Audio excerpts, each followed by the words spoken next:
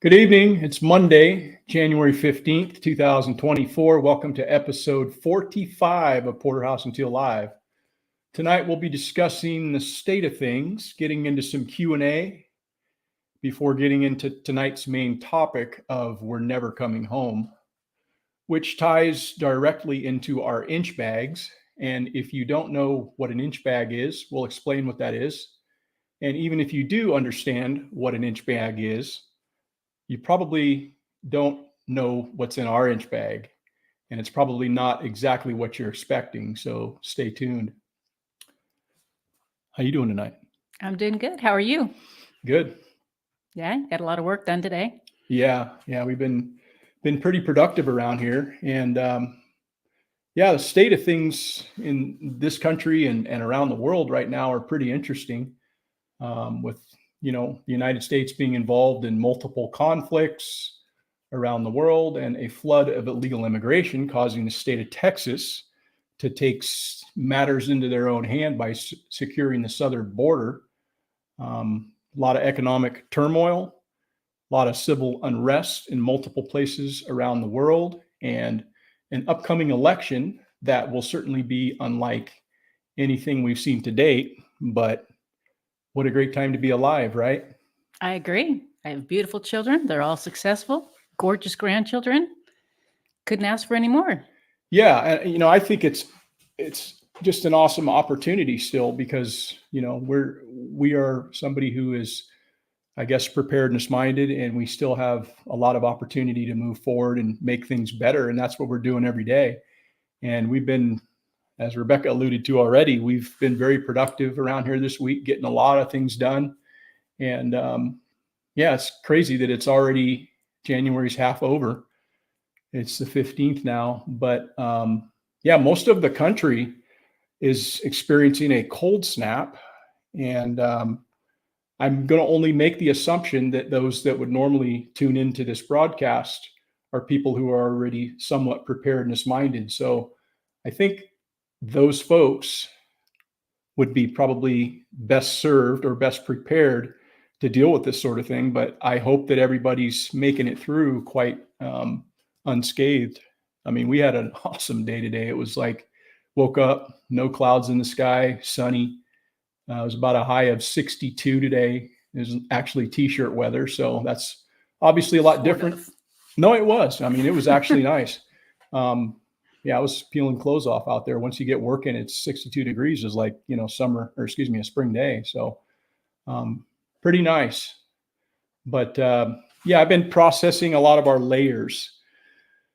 It's that time of year where we've got a lot of unproductive hens, and we've got new pullets that are eating up a storm, and we're going to be readying them to bring into our flock. And it's important that we take a look and see about culling some of the birds that we have that are most unproductive. And when we do that, I generally speaking just do a no pluck type of a processing, and I'll probably be putting out a video on that pretty shortly. So if folks are interested to see how that's done and how I do it, I'll be putting something out on that. But I process a bird or two at a time, and then I'll bring them into Rebecca, and then she'll process them from there.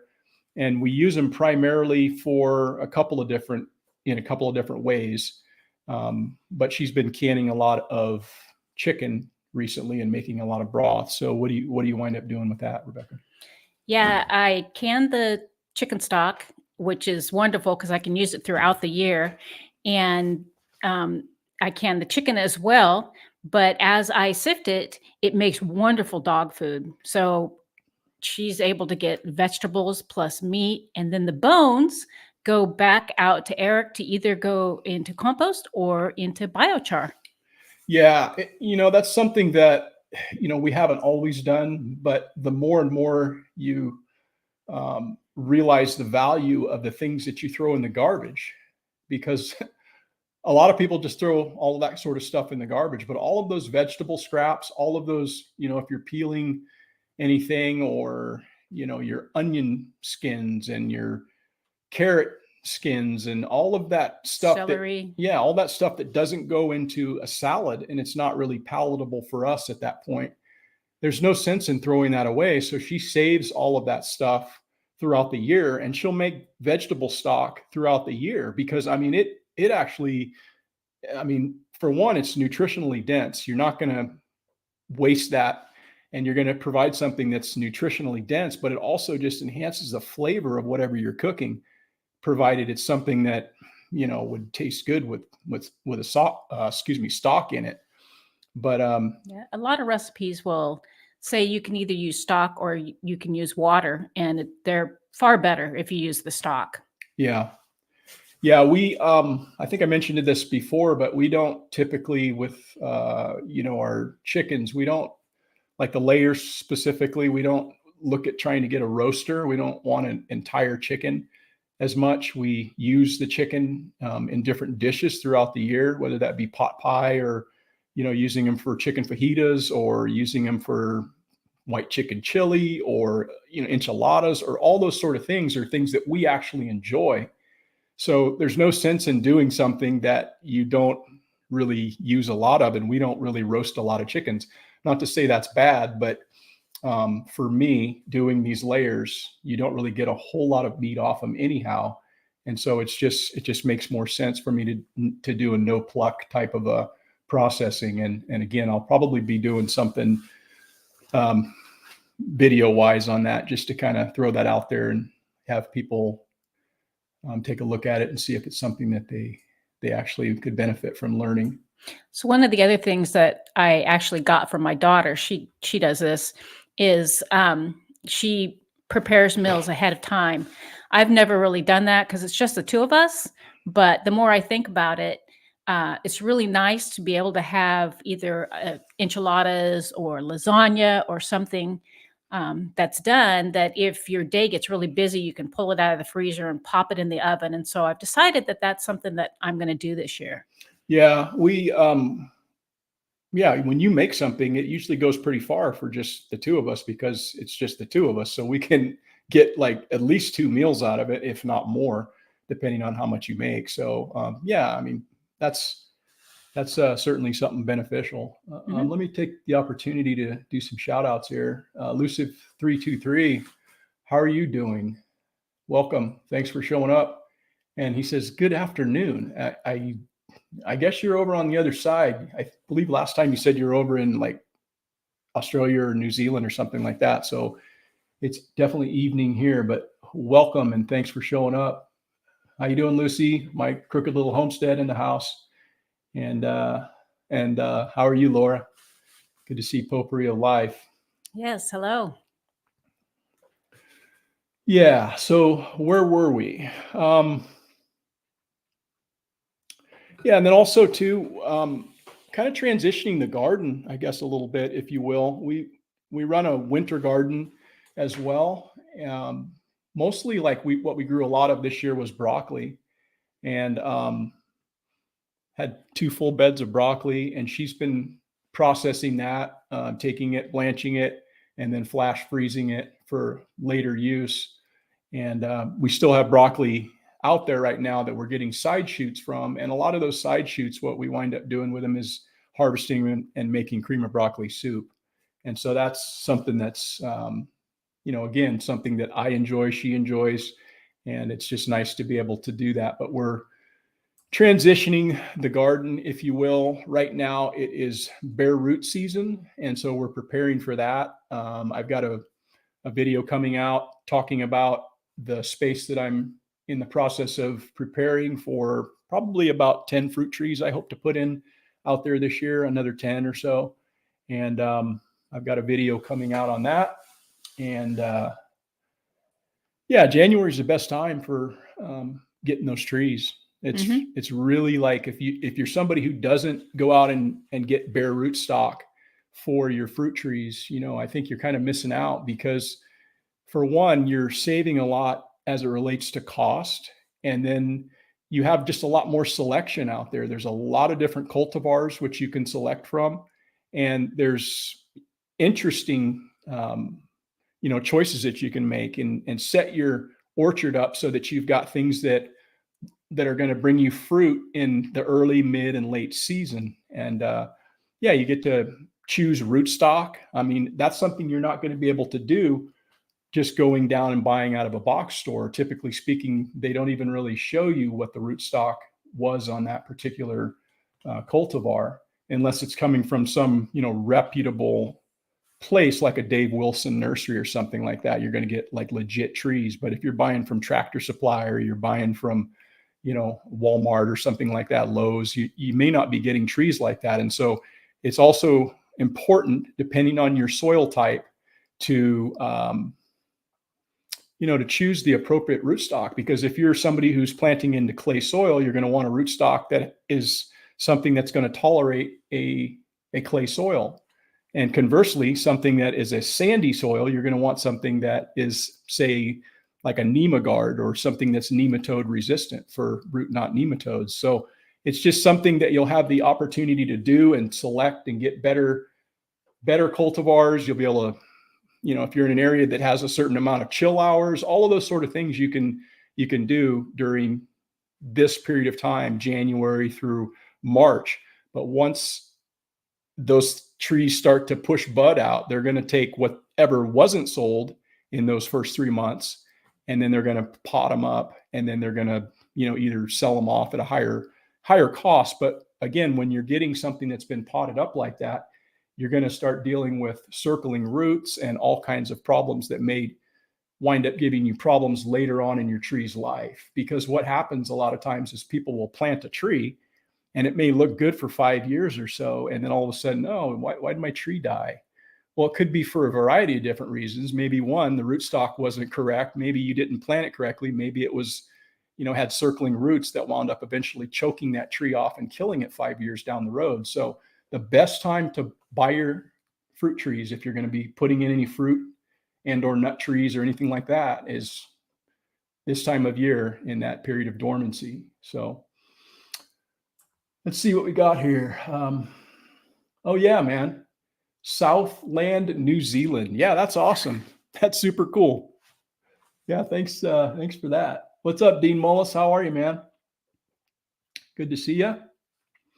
What else do we have? Do we have anything else? Hey, what's up, Spags? How you doing, brother? Good to see you, man. Spags in the house. Let's see. I had some Q&A, and this is kind of related to a couple of shorts that I had recently put out. Yeah. And they were, what I found, guys, is, and I don't know, maybe some of you have seen this as well on your channels, if you have a channel and you put out content, both long and short form content. But what I've noticed is that a lot of times people that consume short form content, they don't really have an understanding of what they're actually looking at. And a lot of times some people will make comments without really knowing what they're actually talking about. They're just maybe wanting to hear themselves talk, or maybe they heard something from somebody and they thought, oh, well, I know a little bit about what I'm talking about. So they go ahead and they make a comment. And there's it just seems like a shorter attention span, generally speaking. A lot of times the people that make those sort of comments on, short form video. But I had a couple of videos it's just one specific video, and it was called Transforming Free Wood into Biochar. And I get a lot of my wood from a local source that's free. It's Doug fir. It's not treated. It's not have any paint on it. It's just clean Doug fir. And, preferably I would probably want to use something that was a hardwood to make biochar. I think it's probably something a little bit better, but this works actually quite well. And it's hard to pass up since it's free. Yeah. It's hard to pass up anything since it's free, but nonetheless, I made this little short, and a person made a comment, and they said, you mean charcoal? And, I don't know if that person was like trying to like educate me and say, no, this is what you mean, or was asking a question. You mean charcoal? Because there was a question mark after that. And so basically what I had put to this person is, I said, actually, I meant what I said. Biochar is a form of charcoal. let's not make it so complicated. Here's a great video for those that question the difference. And I put a link to a video, a long form video that I made. It's about 7 minutes in length, and it goes into pretty great detail on biochar. And I've received a lot of positive comments from people on that video, and I continue to receive an awful lot of positive comments on that video just because it explains it pretty well. And so I put a link in there and said, hey, you might want to check this video out here if you have any questions about what biochar is. And I wasn't doing that necessarily to be, an asshole to this person or whatever, but I just wondered if maybe he didn't exactly understand what biochar is. But that's really all it is. That's all biochar is. Biochar is just biomass that's been turned into charcoal. And you take that biomass, which is just organic material, and if you remove the volatiles, the volatile organic compounds from that by heating it up to its ignition temperature, those are going to be released and escape from that. And what you will have left is just a blank sponge of carbon. So I could actually take that guy and put his ass into a retort and turn him into biochar. It doesn't have to be something specific. Every carbonaceous material can be turned into char. Now, if you were to do that to a human being, you'd primarily be getting that from bones, because all of the skin and blood and organs and all that stuff would basically just kind of go away. It wouldn't really be made into char. But what carbon is in us. I think I'm going to stay awake tonight.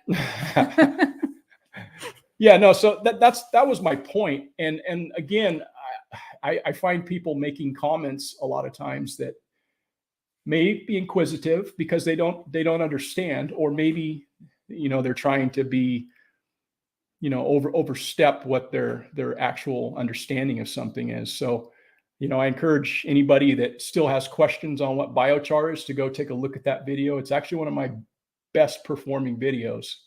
And yeah, I had no inclination that video was going to do nearly as well as it did. And that's kind of the funny thing about YouTube. You don't really know how well something is going to perform, but that one has really far exceeded my expectations. And I continually get just a tremendous amount of people saying how much they like that video. So I did put a link in this description. If you haven't seen it, go check it out. But why don't you pull up that other one? And I'm going to say to the comment about the stock, yes, it's a very rich color and has a really nice aroma to it.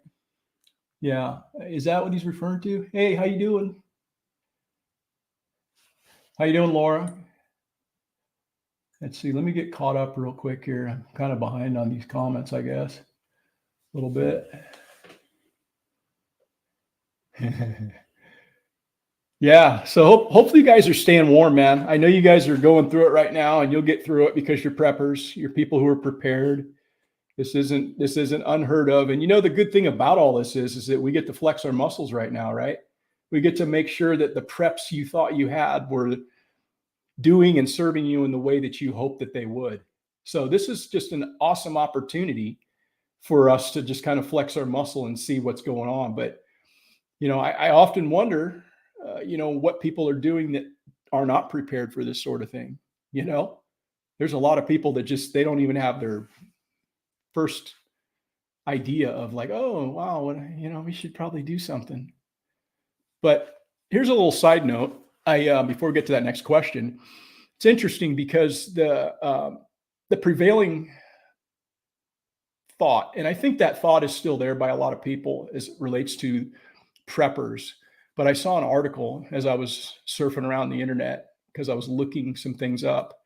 And it was an article from CBS News, something notoriously left-wing in their opinions. But they were basically saying how the prepper movement is somehow becoming now more mainstream.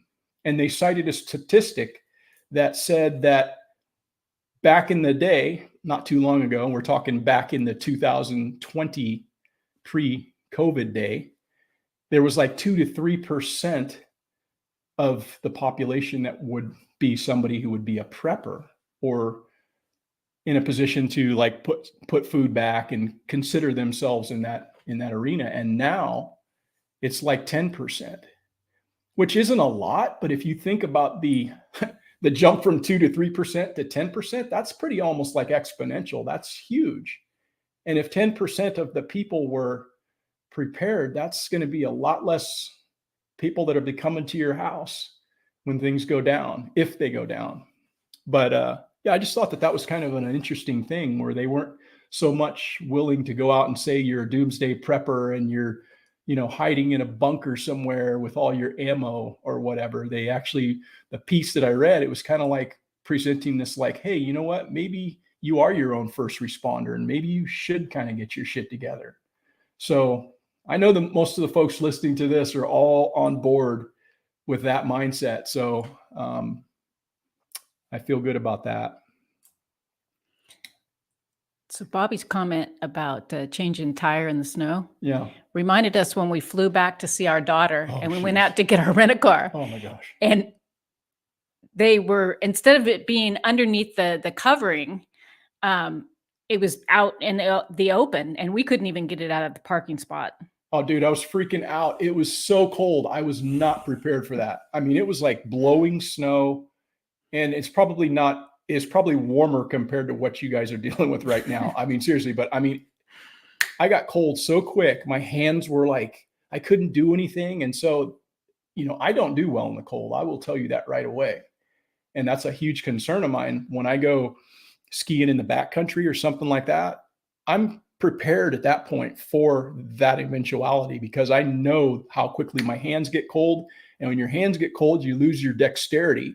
And when you lose your dexterity to do things like fine motor skills, you can start to panic real quick because you're out there, you can't even open up anything or whatever. And so, yeah, it's gnarly, man. The cold is no joke. So those of you who live in that are probably well suited, much more so than I, because I'm not acclimated to that, nor am I anticipating temperatures like that in most occasions. So hats off to y'all. Yes.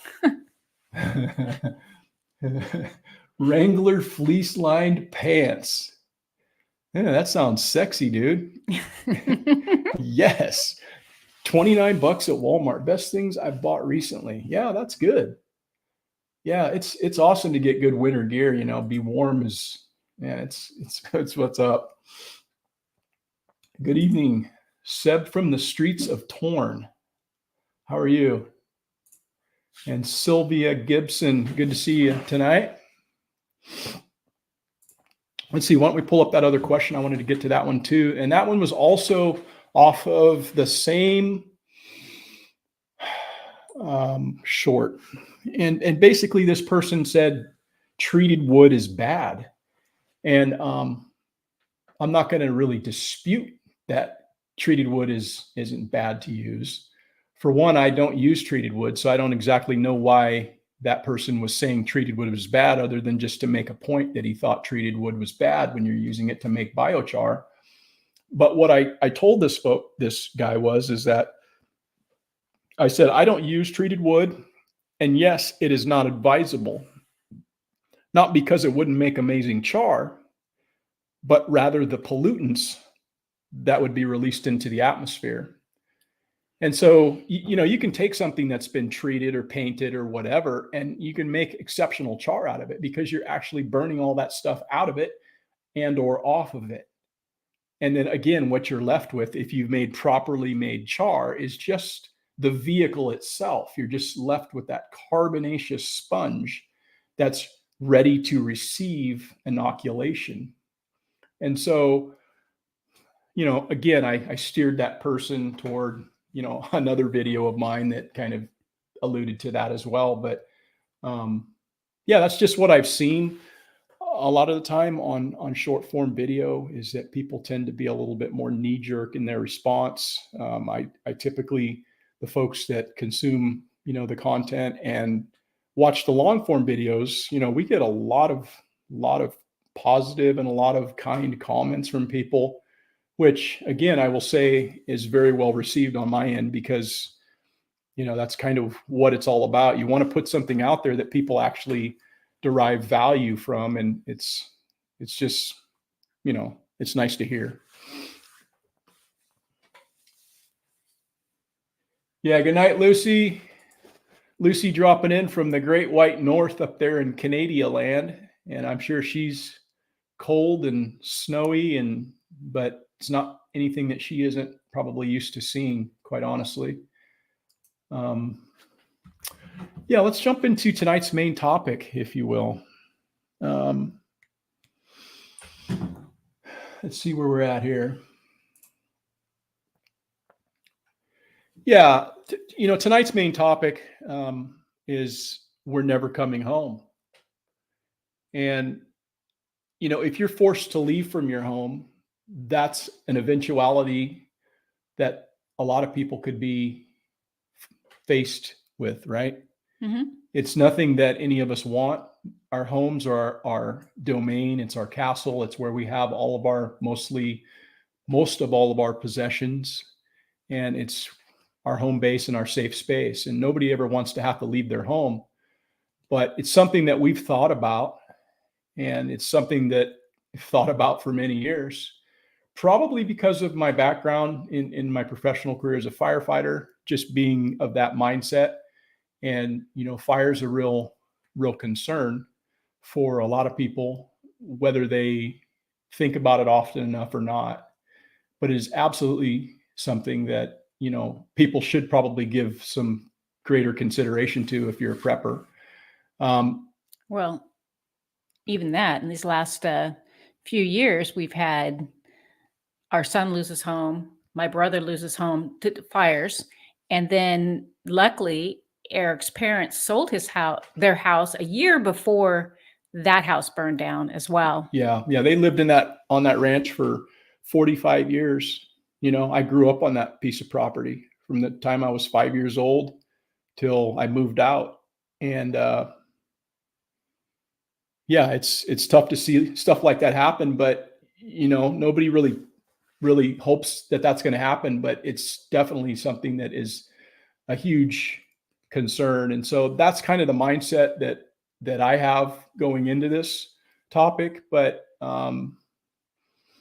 there's a lot of bags that people have in the prepping community, right? You've got your get home bag, which full acknowledgement, we have a get home bag. I think that that's something for us that's important. Both of us have one in our vehicle. And if we go places, that bag goes with us. And so that's what that's kind of about for most people, is when you're out away from your home, you're able to in some way help you get back to your place of residence. And different people have different things in those bags based on what is important to them and what they think might be a possibility or an obstacle to them to getting home. The other one that a lot of people know about is obviously the bug out bag, right? That's the one all preppers are talking about, the bug out bag. What's in your bug out bag? And there's tons of content out there, tons of videos, and this is what's in my bag. That's what's in, I will tell you, that's a bag that we don't have. We don't have a bug out bag. But what we do have is we have a bug out vehicle. Because I don't really think, not to say that it couldn't happen, but I don't see myself leaving this property on foot. If that happens, I can deal with that because I do have bags, right? I've got a get home bag, which could serve in that regard if for some reason I didn't have a vehicle to get away from this house. But that's our plan, is to have a bug out vehicle rather than a bug out bag. So we don't specifically have a bug out bag. But for those that may not know, a bug out bag is basically a bag that you would have to allow you to bug out from the location you're at to going to possibly another location, your bug out location. And it could be for whatever period of time you think it might take you to get to that location, 1 to 3 days, maybe more. And you would base it on your bug out location, right? That's typically the rough understanding of it. Obviously, other people might have differing opinions on all of that. And then I'll get into the inch bag here. Let's see what we got. Let me just get caught up on some questions here. Well, What up, Chuck Peoples in the house? How you doing, brother? Good to see you. Let's see. Yeah. Let's see here. Hatfield Homestead. So huge question / favor. We have been on this path for over 2 years. Suburban home, found property, and looked at today. 10.52 acres, cabin in the rough condition, barn same. Help, thoughts, 165K. Huh. Yeah, I'm not so certain what you're asking there, other than, that's awesome. I don't know what location that would be, or, what the condition is, what's the property like, what, all of those sort of things.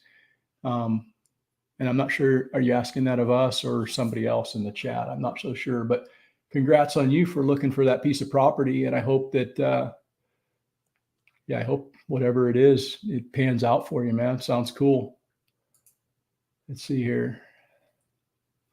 Spags, what do you got, dude? My advice, Walmart has $5 plastic OD green ammo boxes. I buy those and pack them with one item, then label them. If I have to leave, I can quickly grab those and take various items with me. Yeah, very, very good idea. Compartmentalization is pretty cool, man, because that way you can, well, I don't need this, but I do want to grab these 2 items, and then you can, bug out from there. So that's a really good recommendation for sure. Compartmentalization is huge. See what Chuck has to say. I've got a bug out loadout to go in my vehicle. I have a get home bag with me at all times, along with the sustainable items always in my vehicle and truck pew. Yeah, that's the way to go, dude. Mm-hmm. Just being of that mindset. And then also too, so many people, I think, and I'm not saying this about anybody specifically in the chat, but I know that there's a lot of people out there that have equipment and then they don't often train on it. They get that, what's called GAS, right? Gear Acquisition Syndrome, GAS. And they go out, they buy all the shit, and then it just sits there and accumulates, and then they don't ever go and train on it and think about it. So that's something that we do with regard to our inch bag. And I'm going to talk about that here coming up right now. we also have cash in all of ours as well. Oh, all yeah. the different bags. Yeah, that's super important in my opinion. So an inch bag is essentially kind of like a glorified bug out bag, where it's going to have everything that you need to get you away from here, full well knowing that you're not going to come back to your home, because inch stands for, and it's an acronym that stands for, I'm never coming home. And so we have inch bags, but they're probably much different than most people that you'll hear talk about their inch bags, because all our inch bags are, quite honestly, is she has one in her closet. I have one in my closet, and they're a 50-liter roll top backpack that has nothing more than a few clothing items in there. And that's because my way of thinking is that we need to be prepared to leave this house in a very short order. If we have more time, then we can take more things.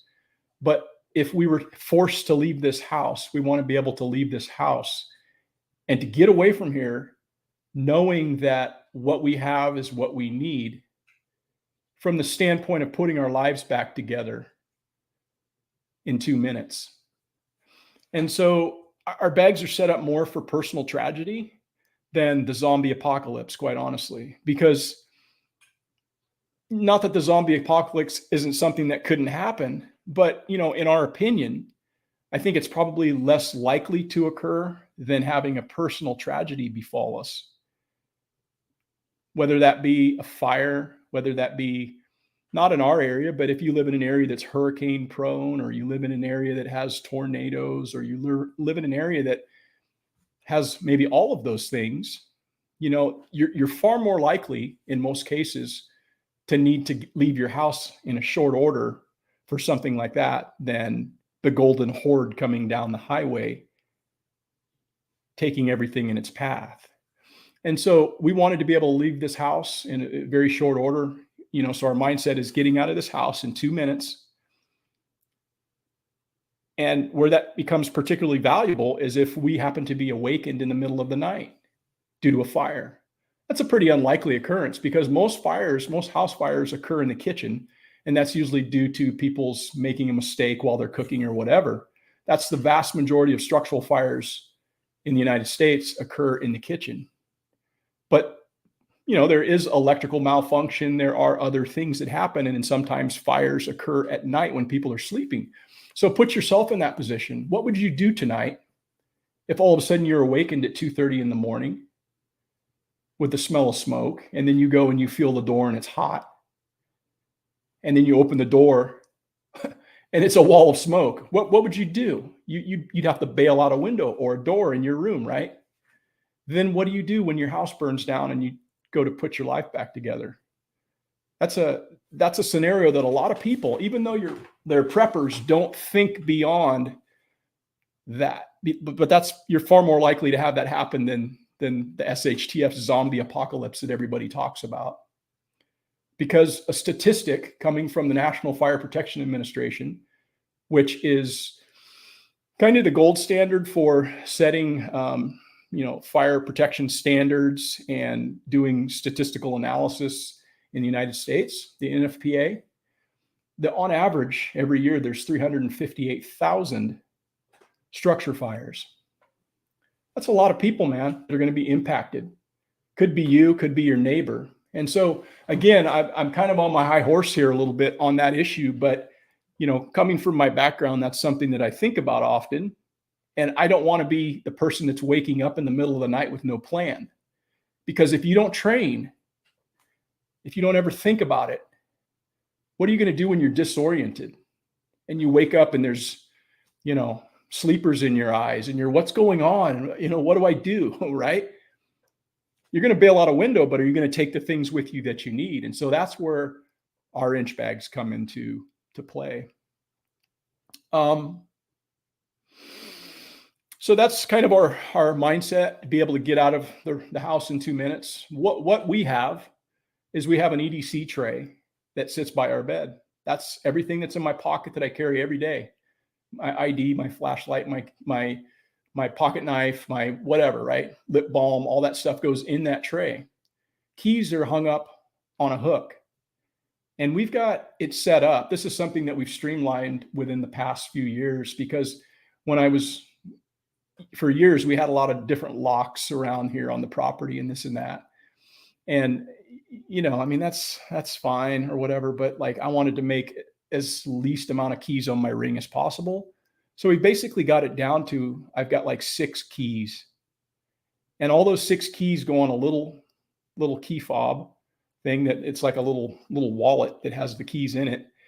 And then there's a quick connect that goes on keys for each one of our 5 vehicles. So if I'm grabbing that vehicle, I grab that key, I plug it in, and I've got all the keys that I need. So I don't have to have keys on every ring. They're just the key for the vehicle and keys for whatever I need to unlock around this place. So that's my master.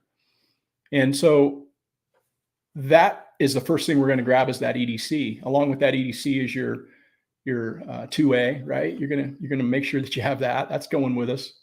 So that's going to be grabbed. And then all of those keys that are on the hook. They're all lined up so that they're just easy to grab hold of and go. Yeah. So keys are going to be the thing to go. And then the other way we're thinking is that there's certain things that are just irreplaceable in your life. We've got a lot of photo albums. And so those photo albums are in that end of the house where we're going to be exiting, in our bedroom, where we can grab and toss those out a window or put them in bags that we have cached right alongside them. Yeah, we have reusable shopping bags that we can just pile them in really quick and head them out the window. Yep. So those are things that can't be replaced. Now we could take and try to get those put on a digital thing and do all of that whole thing, but we haven't done that. But we do have photo albums, and those are things that you don't really want to lose. And so those are very important to us. And those are gonna wind up going out. And then with regard to our safe, we've got a safe, obviously. A lot of people have gun safes, right? And those gun safes have a lot of things in them. They have various different articles that are important to people that they want to lock up, firearms and different maybe documents or things like that. And what we've done is we've also got another fire resistant safe inside of that, because I can tell you this from experience that every one of those safes that I've ever seen opened up after a structure fire has been cooked on the inside. So even though they say, oh, they're fire rated to 1200 degrees, well, that isn't going to save anything on the inside in a full ripping structure. It's not going to happen. Everything on the inside of that will be melted. So I'm not even so certain having that secondary fire resistant rated to 1200 degree safe that we have on the inside would prevent that. I'm not so certain of that, but it is something in addition to. So other things that we have that are important to us, we've also got put into there. But then even one more step is the vehicle that we would take has a set of keys in it hidden. Yeah. So that's just, if for some reason we forgot to grab them off the hook and we didn't get that safe, we still have a set of keys that we could get in and we could drive away. Yeah, there's always going to be a hide key on that particular vehicle, our bug out vehicle, in a locked safe that only we have the combo to, and all that sort of thing. So those are things that we kind of have in place there. But getting back to that fire resistant safe issue, I think there's probably people that may have an understanding that, this is fire rated to whatever. And I'm telling you, man, it's not going to save the stuff that you have in there if your house burns down. Maybe if there's good bit of heat and there's heat and smoke damage and all of that sort of stuff, and the fire gets extinguished and your house doesn't get turned into a chunk of slag. But if it gets nuked, everything in there is getting melted. So there is that additional safe in there, which has all of our master keys, which we can take along with us. If we don't have that, it's not the end of the world. We still have, keys to the vehicles and everything that we have there.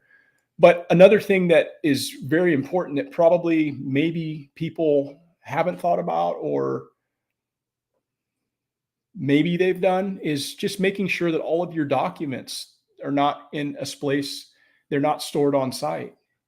And so what we've implemented is that all of those things that are super important to us, that if in fact our house did burn down or something happened where everything in here was destroyed, then we would be able to start putting our life back together, because that is something that I think a lot of people who are not confronted with that don't think about until it's like, oh, I guess I need my identification. Well, or I need my this, or I need my that. So all of our stuff, like our trust, is in there. It's offsite. Our marriage certificate is offsite. Our birth certificates are offsite. Our passports are not stored here. Usernames and passwords to things, backups to backups, are offsite. So if we lose that stuff in our residence, we know that we can access that stuff elsewhere. Homeowners insurance policy, social security cards, all of that stuff isn't here. It's somewhere else. And so that's going to help as far as being able to put your life back together. And so that's kind of what we're thinking about as far as I'm never coming home. It's not necessarily for leaving this place, because if somebody comes to this place, they're probably going to have a fight on their hands, just as most of you would probably defend your property as well.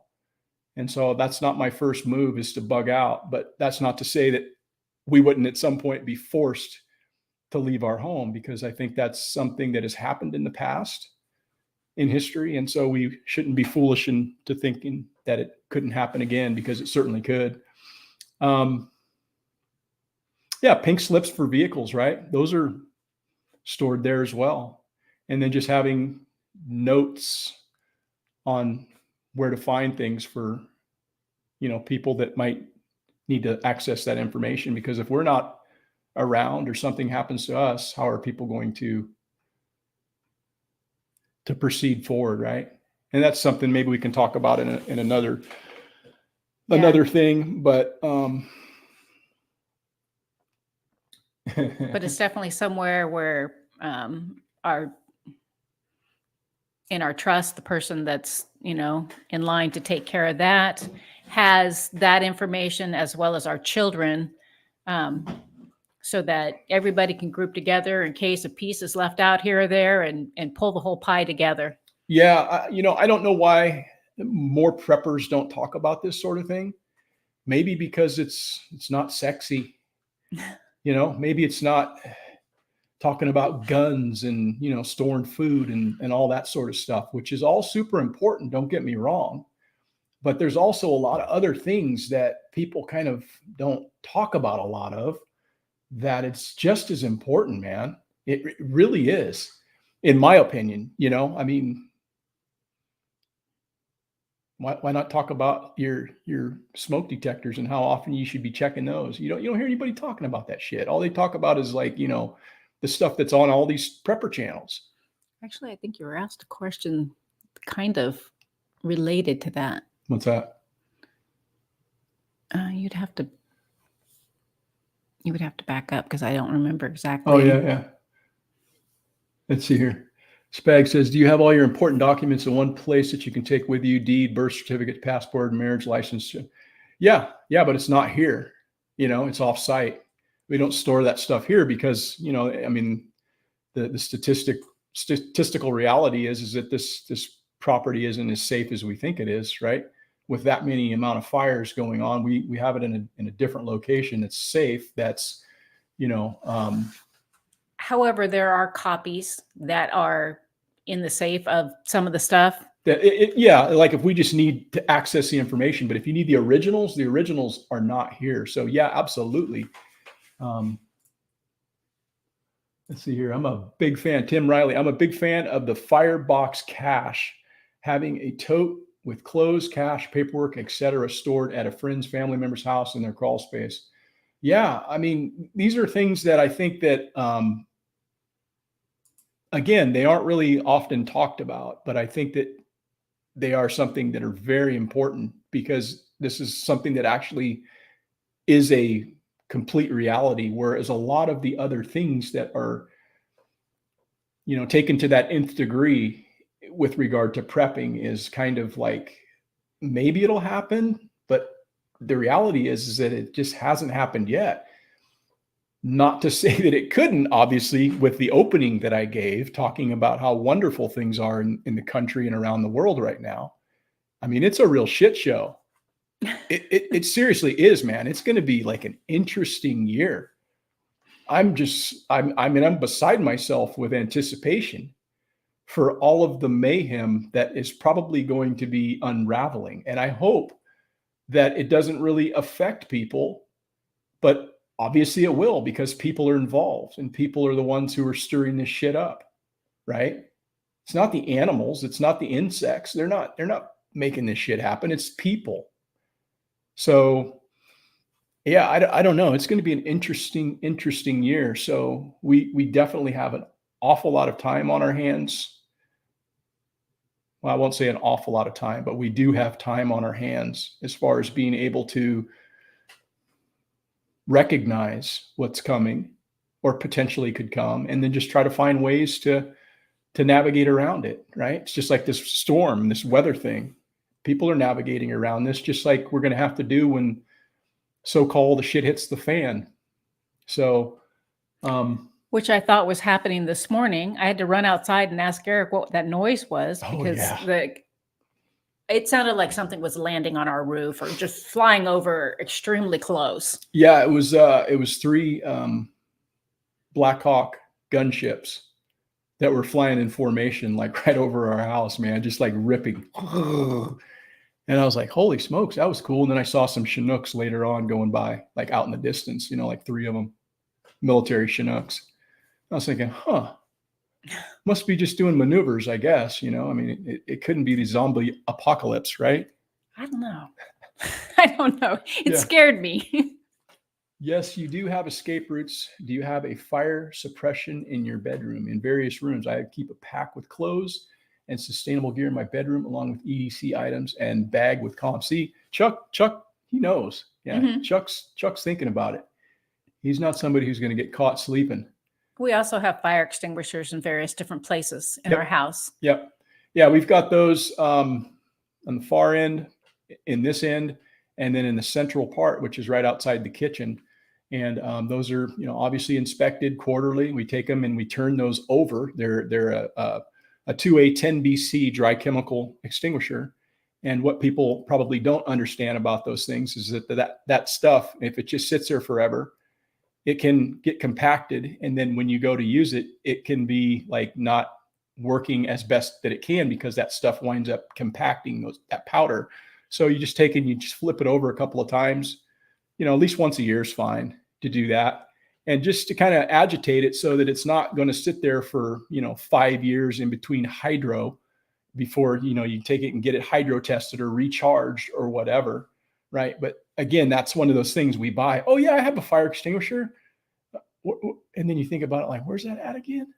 Because you don't look at it enough, right? So it's just important to, if you're going to get gear, got to train on that gear. You got to think about it. And even if you just think about it, right?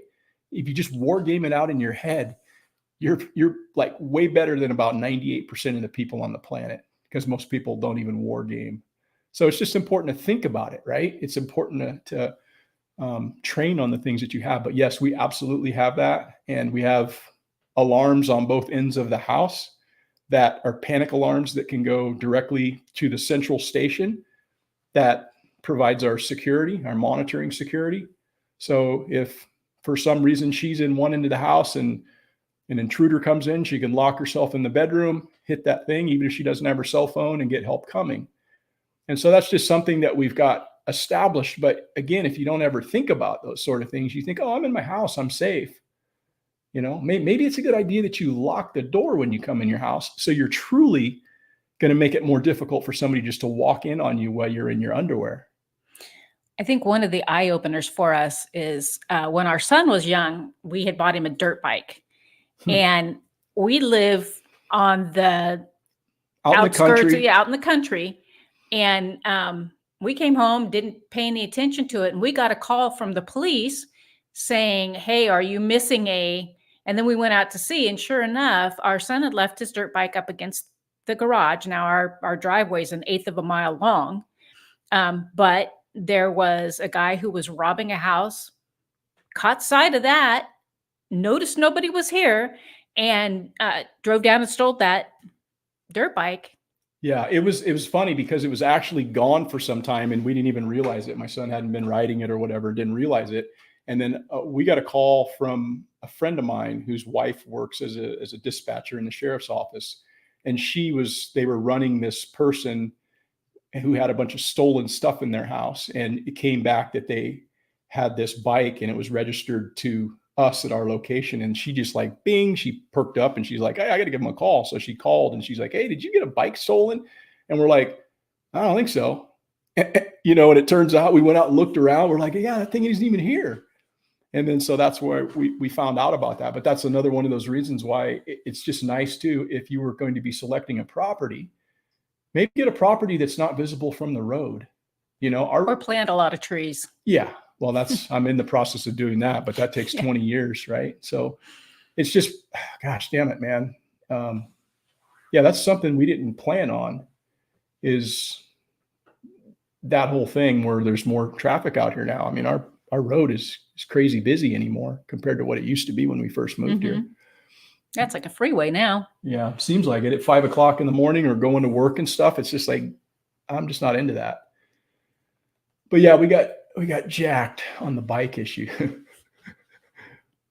Yeah. Let's see here. It's the lizard people. Yeah. You need a water can also. Yeah. Let's see what we're at, where I'm at here. Yeah. So what else are we going to talk about? You guys want to talk about anything else? Is there anything pressing that's going on in the world that maybe we need to try to solve here in the real short order? I don't know. Well, I find it interesting that unless you want to talk about that later, how the White House can set up barricades, but they're fighting Texas. Yeah, that's an interesting thing, man. That's one of those deals, like it's good for me, but not for thee. right? Where you've got the governor of Texas taking matters into his own hands by securing the southern border, which I think is hats off to him for doing that. I'm sure he's probably receiving a lot of political pressure from his constituents to do that. I think that's the overarching reason why he's probably doing that, despite the pressure he's receiving from the federal government to not do that. But yet the federal government is putting up barricades around the White House because of all of the protests that are ensuing because of this conflict in Palestine or whatever. And it's just, I don't know, that's something that's pretty ironic, I would say, right? What do you think about that? It is very ironic. And that's not the only case. I mean, they do that in other instances as well. Yeah. Yeah. I don't know. It's definitely shaping up to be one of those kinds of years where I'm preparing to be entertained, as sick as that sounds, I guess. I'm not looking for mayhem and strife for people. It'd be nice if people could just live their lives and not mess with other people. But, we're going to have the opportunity to be spectators and witness this sort of thing, so gosh, I don't know. Yes, I agree with Bobby. Yeah. It's red versus blue. It's the state versus you. Oh, it's not red versus blue. It's the state versus you. Yeah. Yeah. That's all in an effort to divide people. Yeah. Yeah. They set up this political dichotomy of this side or that side, make one side a little less than the other side, but they're both playing the people against each other in favor of making themselves more powerful. And so I don't know, it's going to be a really, really interesting thing, man. I would like to think that the political process is going to play out in a way that makes sense to the American people, and it's going to restore some faith in the system. But I don't know. I'm very jaded in that. I don't feel as though that's the way that it's going to go, and I don't want to, put my hopes and expectations that, things are going to be better if this person gets elected or whatever. It's obviously going to get worse if the same type of person stays in where they're at. It's going to get nothing but worse, but it's actually going to get worse no matter which side is in, because it seems as though, again, it's not that red versus blue, it's the state versus you. And the longer the state has control, the more freedoms and rights they infringe upon from other people. And I honestly think they're just willing and trying to provoke, a response, right? They can't be doing these things with the thought that it's going to make things better. It's only in an effort to disrupt. And then they're hoping for a reaction from somebody, particularly on the right, to take things into their hands. And then they can implement some other draconian measure to take away people's rights. I think that's what the end game is. Well, maybe not the end game, but that's a part of the game, I think. Because, I mean, how could you say that what they're doing is any good, right? It's not. You want to address Sylvia? What'd she say here? She's talking about the mentally ill, which I think we are seeing it more so because they're out on the street. Yeah, it seems there are so many mentally ill people, more so in the past. Yeah, I'm not sure exactly what she's referencing there, but yeah, there's a lot of problems, man. I watched a documentary that my son sent me, and I spoke about the other documentary that this dude did. It's called Channel 5 News. He's a dude that goes around and kind of does some pretty real journalism on the street, and kind of talks and shows you things you're not going to see on 60 Minutes or whatever, right? It's more raw, it's more exposed, and it's kind of out there in the street. And this person happened to be doing the latest one, was out in Philadelphia. And yeah, there's some problems, man. When you see that sort of thing, it just kind of really opens your eyes to going, man, you know, there's a lot of people out there with a lot of problems, and some of them are mentally ill. Some of them are there by choice, obviously. Novogen peeps. Yeah, them things are not peeps these days. Let me They tell are you. not peeps. Yeah, they're going on their third bag of feed. So I buy my chick starter from just Tractor Supply just to get them started, and I do that just to get them that high percentage protein so that they grow really fast and they get a really good start. And so they're on their third bag. So I'm going to feed them 150 pounds of this chick starter. But man, they're just like eating like crazy, eating and crapping up a storm. They're getting super big. They're really not peeps anymore. And after I get them through this next, hey, we'll see you. We'll see you, Good night, Bobby. Yeah, thanks for dropping in, brother. Talk soon. Yeah, once I get them through this next bag of feed, they're going to be kind of out with the other birds, but I got to finish processing some of my layers to make room. And so, yeah, that's what we've got going on. What's this, man? Well, walking outside barefoot at sunrise is still free.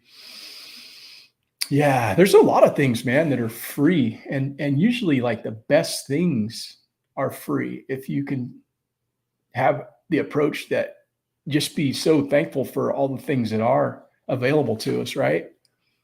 And I guess I didn't used to think about things in this way, but like when I hear people bitching about things, I kind of like, that's their right to bitch about things. But I think, man, look at all the things you got going on, dude. Why are you complaining?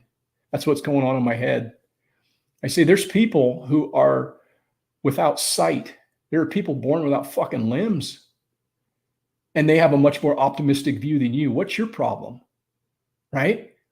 So, yeah, if we just look outside and say, hey, look, you go outside and you look and it's like a blue sky and the sun shining and you're just looking around hearing the birds chirping. I mean, seriously, that's something to take in and appreciate.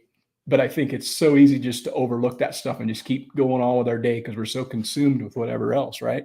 Mm-hmm. And yeah, it's a lot of things out there that are free. And if we take the opportunity to enjoy them sometime.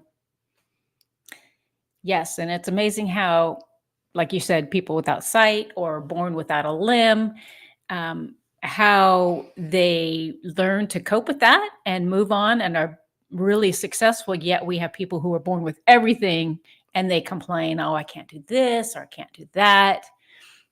Yeah. I don't know. There's an awful lot that we all have the ability to be thankful for. And yeah, I'm thankful for so much. I know that my life is only going to get harder as time goes on because that's what life is about. It's not about things getting easier. It's about like kind of struggling, as you get further on up in your years and you have to deal with certain things you don't want to deal with. So just take every moment like that we have now. And I mean, this is the best, man. Mm-hmm.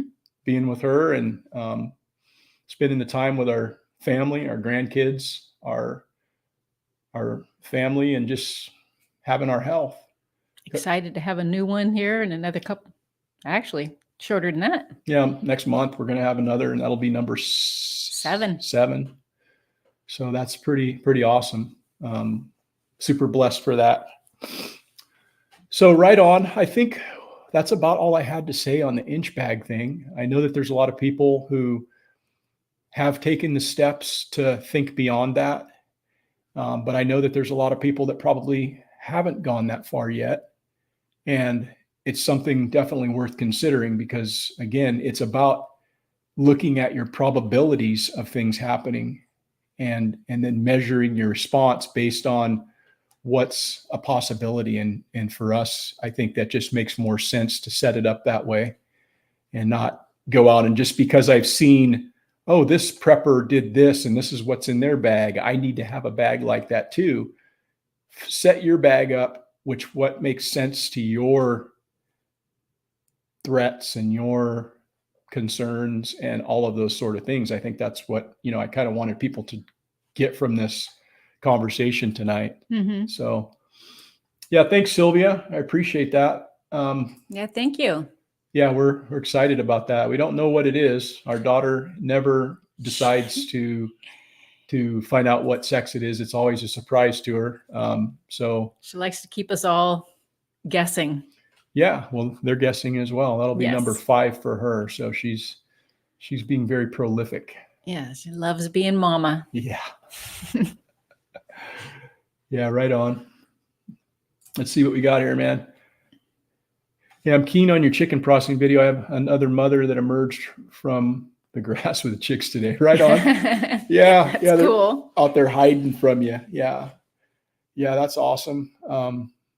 We only had one hen that went broody last year, and we wound up getting 4 out of her. We probably would have got more if I had stuck more eggs underneath her, but I wasn't even sure at the time she was even broody. So we got like 4 hatched out of them, and which is fine because we got way too many chickens right now, guys. I mean, I'm going to be processing chickens to make sure we're getting down to around 35, and for 2 people here, that's plenty of eggs for us and plenty of eggs for us to give some away, and plenty for us to sell every week. I mean, we're still getting right now anywhere from like 8 to 10 every day in the wintertime from our Novagens, and that's coming primarily from those 1-year-old birds. And again, it's really about their having the ability to get out and to move around every day and to do chicken things, because we don't feed them that much. We feed them like half of what they would probably eat if we just free fed them. I mean, we're feeding them less than half of Well, what they get fed at night, and so they've got that to nibble on. I mean, obviously they sleep, they get up in the roost, so but it's done. before they It's do. done by the time I let them out in the morning. So we give them an eighth of a pound per bird per day is what they're given. That's their allotment. And then they get out in the yard, and then they are free ranging, and they're still cranking out eggs. Whereas our daughter, who has the same birds, because half of that half of that flock, if you will, from those birds went to them. And they're the same age, came from the same hatchery, were brooded at the same time. They haven't got an egg yet, like this winter. They shut shop down, but yet they're on free feed. They get as much feed as they want. So they're getting plenty of food, but they're not putting out any eggs because they're just like in a 16x8 chicken tractor, basically sitting on dirt. They're not even really moving it every day. So that matters. It absolutely matters. And so, yeah, Novagens are cool, man. Surprises are the best. Yeah. It's going to be interesting. You've got 20 or so chicks running around at the moment. Holy smokes, man. That's plenty of birds. I think they're really cute when they follow you. Yeah. Chicks are cute. I mean, what are you going to say? And then they get like a couple of weeks under their belt, and then they start looking pretty. They start losing all the fuzz. They get their feathers, and they start getting ugly. Yeah. Yep. Well, right on. I think we're gonna bail out. I wanted to just thank you guys for joining us, and remember to catch this rebroadcast. I upload right after this is done and put it over onto the audio platforms of Spotify, Audible, Google, and iHeartRadio. And then remember, we also have Comfrey for sale on our website. Go in the farm store, and then reach out to me on Porterhouse and Teal at Gmail if that's something you're interested in. But other than that, just go out and try to be better tomorrow, guys, than you were today. Mm-hmm. You have something you were going to say? No, Oh. I was just agreeing with you. Okay. Right on. Thanks again, guys, and we'll see you next week. Thank you. Have a great evening or afternoon. Yeah, over in New Zealand. Wherever you are. Afternoon. Yeah. What's up, Elusive? Have a good day, man.